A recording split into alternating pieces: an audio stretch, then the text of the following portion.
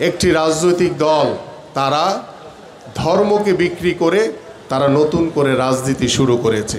আমরা সম্প্রীতির বাংলাদেশ গড়তে চাই, কিন্তু জামাতের নেতারা দেখছি গতকালকে বোধহয় বলেছেন একজন কি রোজা আর হচ্ছে পূজা নাকি মুদ্রা রিপিট ওপিট, নাউজুবিল্লাহ। এই ধরনের অপপ্রচার, এই ধরনের শিরকি কথাবার্তা এদেশের সাধারণ মানুষ কখনোই মেনে নেবে না।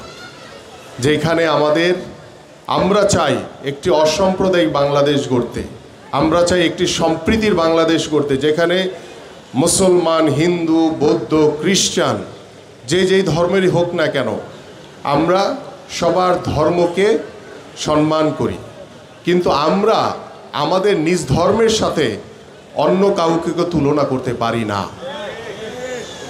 আমরা চাই সকল ধর্মের মানুষ আমরা একই ছাদের নিচে পরিবারের মতো ভ্রাতৃত্ববোধ, আন্তরিকতা, সৌহার্দ্যপূর্ণ সম্পর্ক রেখে একটি সহমর্মিতা রেখে আমরা যাতে একে অপরের সাথে বসবাস করতে পারি।